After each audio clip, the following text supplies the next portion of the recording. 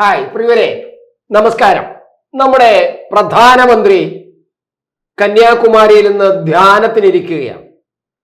പ്രധാനമന്ത്രി ധ്യാനത്തിനിരിക്കുമ്പോൾ അതിനെ പോലും വിമർശിച്ചുകൊണ്ട് നല്ലൊരു വിഭാഗം ഇപ്പോൾ രംഗത്ത് വന്നിട്ടുണ്ട്. പ്രത്യേകിച്ച് കോൺഗ്രസും അതുപോലെ തമിഴ്നാട്ടിലെ CPM-ഉം ഒക്കെ ഈ ധ്യാനത്തെ കവർ ചെയ്യരുത്, അതല്ലെങ്കിൽ അത് ആ ദൃശ്യങ്ങൾ പുറത്തുവിടരുത്, അതിനെ അനുവദിക്കരുത് എന്നൊക്കെ പറഞ്ഞുകൊണ്ടുള്ള ഒരു എതിർ പ്രവർത്തനം, അതിനെ പ്രതിഷേധിച്ചുകൊണ്ട് രംഗത്ത് വന്നിട്ടുണ്ട്. പക്ഷെ പ്രധാനമന്ത്രി ധ്യാനത്തിന് ഇരിക്കുന്നതിൽ എന്താണ് ഇവർക്ക് വലിയ പ്രശ്നം എന്നത് അവർ പറയുന്നില്ല. അവർക്ക് ഒരുതരം ഭയമാണ് പ്രധാനമന്ത്രിയുടെ ആ വിഷ്വൽസുകൾ അല്ലെങ്കിൽ അത്തരത്തിലുള്ള ചിത്രങ്ങൾ പുറത്തു വന്നു കഴിഞ്ഞാൽ ജനങ്ങൾ അതിൽ വല്ലാതെ ആകൃഷ്ടരാകുമെന്നും ജനങ്ങൾ കൂടുതൽ പ്രധാനമന്ത്രിയെ ഇഷ്ടപ്പെട്ടു പോകുമെന്നും അല്ലെങ്കിൽ ആരാധിച്ചു പോകുമെന്നും ഇവർ ഭയക്കുന്നു എന്നതാണ് ഇതിൽ നമ്മൾ കാണേണ്ട ഏറ്റവും പ്രധാനം. എന്നാൽ ഈ ഞാൻ നേരത്തെ പറഞ്ഞിട്ടുണ്ട്, കുറെ കുത്തുതിരിപ്പുകാരുണ്ട് നമ്മുടെ രാഷ്ട്രീയത്തിൽ. നമ്മുടെ തിരഞ്ഞെടുപ്പിനെ പോലും അട്ടിമറിക്കാൻ വേണ്ടി കുത്തുതിരിപ്പ് നടത്തുന്ന ഒരു വിഭാഗം ആൾക്കാർ നമ്മുടെ നാട്ടിലുണ്ട്. തെരഞ്ഞെടുപ്പിൽ തോൽക്കുകയാണെങ്കിൽ അത് EVM-ന്റെ മണ്ടയിൽ കൊണ്ടുവച്ചിട്ട് അത് EVM തകരാറായിരുന്നു, അതല്ലെങ്കിൽ അതിലെ കൃത്രിമം കാണിച്ചതാണെന്ന് വരുത്തി തീർക്കാൻ വേണ്ടിയിട്ട് വളരെ നേരത്തെ തന്നെ നമ്മുടെ ഈ തെരഞ്ഞെടുപ്പ് പ്രക്രിയയെ അട്ടിമറിക്കാനും അതിന്റെ വിശ്വാസ്യതയെ കെടുത്താനും അങ്ങനെ തെരഞ്ഞെടുപ്പിൽ മോദി ജയിച്ചു വന്നാൽ അത് ജയിച്ചതല്ല എന്ന് വരുത്താനും, ജനങ്ങൾ വോട്ട് ചെയ്ത് ജയിച്ചതല്ല എന്ന് വരുത്താനും വേണ്ടിയിട്ടുള്ള ഒരു ശ്രമം ഇതിനു മുമ്പ് തന്നെ നടന്നിരുന്നു. അത് സുപ്രീം കോടതി വരെ പോയതാണ്. ഇപ്പം അതിനെക്കുറിച്ച് ഞാൻ പറഞ്ഞു കഴിഞ്ഞാൽ 1989 നമ്മുടെ ആദ്യമായിട്ട് നമ്മുടെ രാജ്യത്ത് ഈ ഇലക്ട്രൽ യന്ത്രങ്ങൾ കൊണ്ടുവരുന്നത്, വോട്ടിംഗ് യന്ത്രങ്ങൾ കൊണ്ടുവരുന്നത് നമ്മുടെ കേരളത്തിലാണ്. അത് ആദ്യമായിട്ട് ഭാരതത്തിൽ കേരളത്തിൽ പറവൂർ എന്നുള്ള മണ്ഡലത്തിലാണ്. അവിടെ വന്നപ്പോൾ പോലും അപ്പോഴും അതിനെതിരെ ഇവിടുത്തെ ഇടതുപക്ഷങ്ങൾ കേസുമായി മുന്നോട്ട് പോയി. അങ്ങനെ അന്ന് മുതൽ, ഞാൻ ഈ പറഞ്ഞ 1989 മുതൽ ഇന്നു വരെയും ഈ 2024 വരെയും തെരഞ്ഞെടുപ്പ് നടക്കുമ്പോൾ EVM-നെ പഴിച്ചുകൊണ്ടുള്ള പരാതികളും പ്രതിഷേധങ്ങളും അതിനുശേഷം അതിനെക്കുറിച്ചുള്ള ആക്ഷേപങ്ങളും അതിനെതിരെ കോടതികളിൽ പോവുകയും ചെയ്യുന്ന ഒരു കുത്തുതിരിപ്പ് ടീം നമ്മുടെ നാട്ടിലുണ്ട്. അതിന് ഈ പ്രശാന്ത് ഭൂഷൺ തുടങ്ങി, അല്ലെങ്കിൽ കപിൽ സിബൽ തുടങ്ങി അങ്ങനെ കുറെ പേരുണ്ട്, വലിയ പ്രമുഖന്മാരെന്നാണ് പറയുന്നത്. ആയിക്കോട്ടെ, എന്തായാലും അവരുടെ അത്തരത്തിലുള്ള കുറെ കുത്തുതിരിപ്പുകാർ എപ്പോഴും ഉണ്ട്. അത് അങ്ങനെയുള്ള ഒരു വിഭാഗമാണ് ഈ പ്രധാനമന്ത്രിയുടെ ധ്യാനത്തെ പോലും എതിർക്കുന്നത്. പ്രധാനമന്ത്രി എന്തിന് ഇങ്ങോട്ട് വരുന്നു എന്നതാണ് അടുത്ത ഇവരുടെ ചോദ്യം.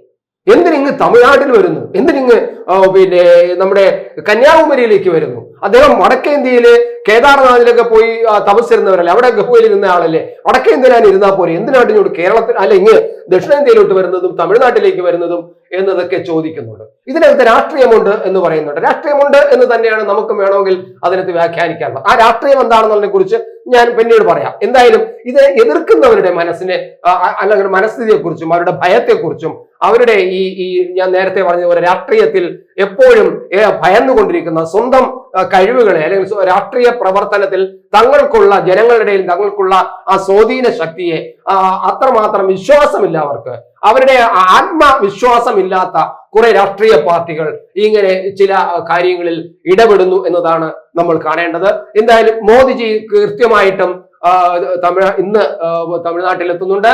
തമിഴ്നാട്ടിലെത്തുമ്പോൾ അദ്ദേഹം അവിടെ ഈ ആദ്യം തന്നെ ഈ വൈകുന്നേരം വന്നതിന് ശേഷം അദ്ദേഹം ദേവിയുടെ ആ അമ്പലത്തിൽ പോവുകയും ദേവിയെ വന്ദിക്കുകയും ചെയ്യുന്നു.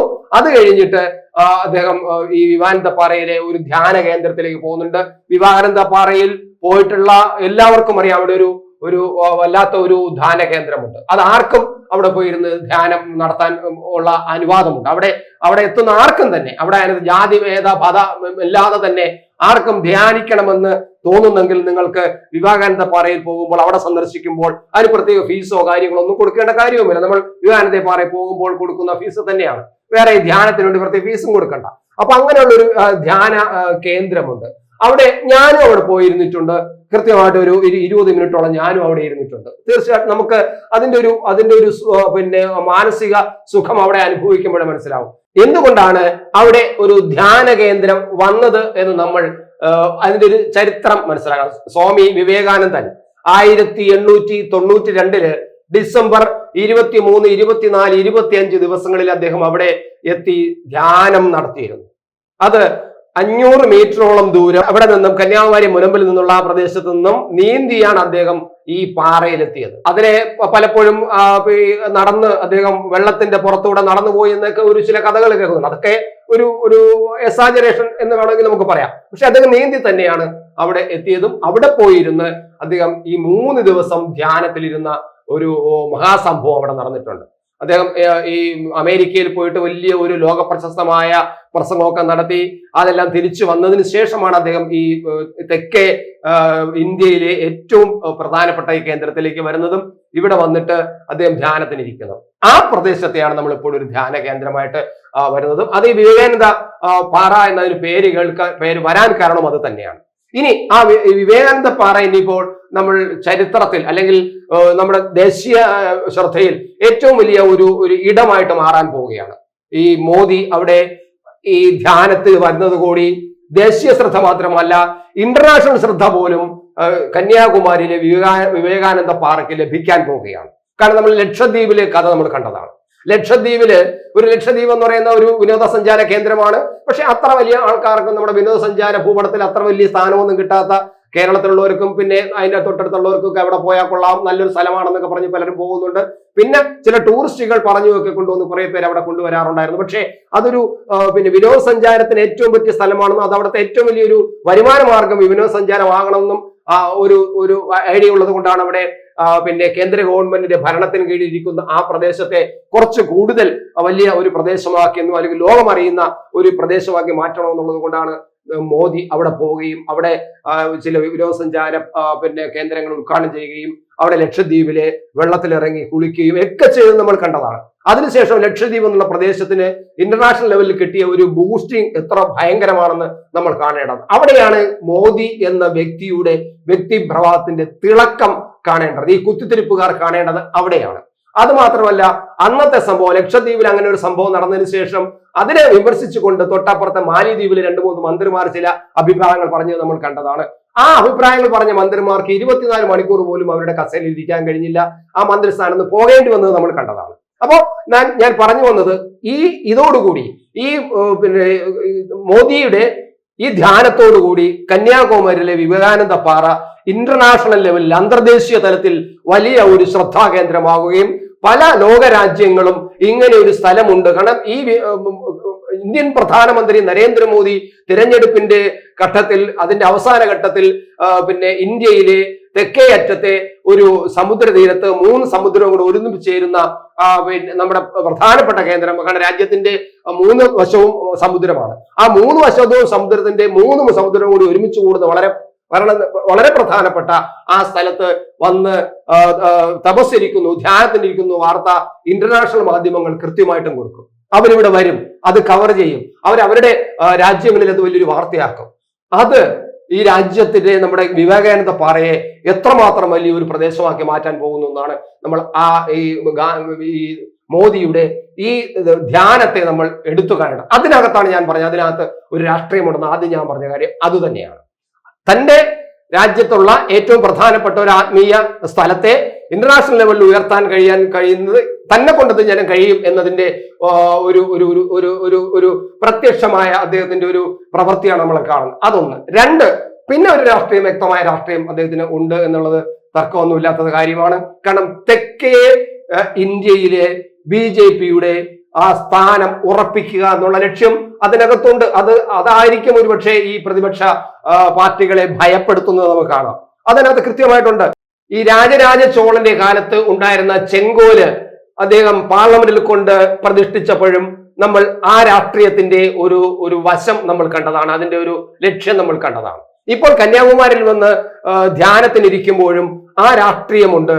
കന്യാകുമാരിയിലെ അല്ലെങ്കിൽ ഈ തെക്കേ ഇന്ത്യയിലെ ജനങ്ങളുടെ ഇടയിലേക്ക് കൂടുതൽ അവരുടെ മനസ്സുകളിലേക്ക്, ആത്മാവുകളിലേക്ക് മോദി എന്ന ആ വ്യക്തിയുടെയും അതിലൂടെ BJPക്കും കൂടുതൽ ബന്ധം ഊട്ടിയുറപ്പിക്കാൻ സഹായകമാകും എന്നതും വ്യക്തമായിട്ട് തന്നെ രാഷ്ട്രീയ വീക്ഷണത്തോടുകൂടിയും ലക്ഷ്യത്തോടുകൂടിയും തന്നെയാണ് മോദി അവിടെ എത്തുന്നതെന്നത് ഒരു വശത്തോടി പറയാം. പക്ഷെ ഇതെല്ലാത്തിനും ഉപരി ഒരു രാജ്യം ഭരിക്കുന്ന ഇത്രയും വലിയ ഒരു നേതാവ്. പിന്നെ ഞാൻ ഇത് ഒരു ചെറിയ കാര്യം കൂടി പറഞ്ഞ് അവസാനിപ്പിക്കട്ടെ. അദ്ദേഹം ഈ കഴിഞ്ഞ കുറെ ദിവസങ്ങളായിട്ട് ഈ തിരഞ്ഞെടുപ്പ് പ്രചരണത്തിന്റെ മൂർധന്യതയിലായിരുന്നു. ഒരു ദിവസം ഒരുപക്ഷെ 2 മണിക്കൂറോ 2.5 മണിക്കൂറോ മാത്രം ഉറങ്ങാൻ കഴിയുന്നതാണ്. അദ്ദേഹം തെരഞ്ഞെടുപ്പ് പ്രവർത്തനം മാത്രമല്ല, ഒരു പാർട്ടിയുടെ നയിക്കേണ്ട ആളാണ്, ആ നായകനാണ്.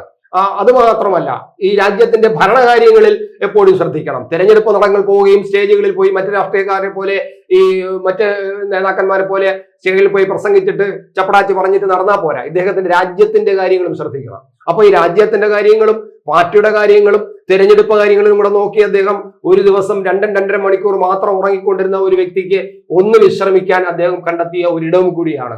ഇവിടെയാണ് നമ്മുടെ രാജ്യത്ത്, നമ്മുടെ സംസ്ഥാനത്തിന്റെ ഒരു വലിയ ഒരു നേതാവ് ഒന്ന് വിശ്രമിക്കാൻ വേണ്ടി ഇവിടുന്ന് എങ്ങോട്ടാണ് പോയതെന്നും എന്താണ് ചെയ്തതെന്നും നമ്മൾ കാണേണ്ടത്. അതിനെക്കുറിച്ച് ഞാനിപ്പോൾ കൂടുതൽ പറയുന്നില്ല. എന്തായാലും മോദിയുടെ ഈ കന്യാകുമാരിയിലെ ഈ പറയുന്ന ധ്യാനം തീർച്ചയായിട്ടും ചരിത്രത്തിന്റെ ഏടുകളിൽ എല്ലാ കാലത്തും കുറിച്ചിടാൻ പോകുന്ന വലിയ ഒരു മാറ്റത്തിന്റെ ഒരു നാന്ദി തന്നെയായിരിക്കുമെന്നതിന് തർക്കമില്ല.